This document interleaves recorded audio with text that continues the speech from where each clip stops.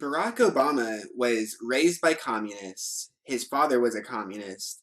His mother was a communist. His stepfather was a communist until he became a capitalist in the 70s, and then Obama's mother left him.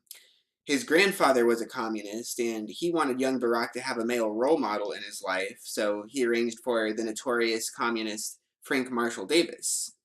They met more than 10 times. Obama went to Harvard, where he studied with the communist Derek Bell. He moved to Chicago, where he learned how to community organize in the style of Saul Alinsky, a communist. He spent 20 years at the Trinity United Church, run by the communist Jeremiah Wright. And then, when he was elected president, it was considered racist to refer to him as a communist. And don't give me this no true communist BS. I am referring to communism in a general way. You can read from Lenin's Letter to the American Workingmen that the development of the revolution in the different countries proceeds along different paths with varying rapidity. How could it be otherwise?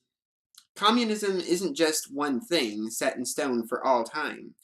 If I had to come up with a general formulation, I might refer to Marx's line that in bourgeois society, the past dominates the present. In communist society, the present dominates the past.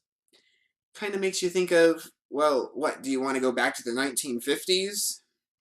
Personally, I Straussed it up, and in a lot of ways, I want to go back to 4th century BC Athens.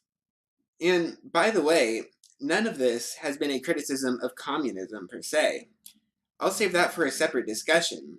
It may be, like what Dennis Prager says, that the greatest versions of Christianity, Judaism, and Islam exist in America, and so I would figure that the greatest version of communism might exist in America. But nonetheless, if we were to take the true communists that you cling to in order to not be a communist yourself, for example, a Leninist, and consider what they would do if they moved to America, I can tell you they would vote for Democrats and they might have mentored Barack Obama.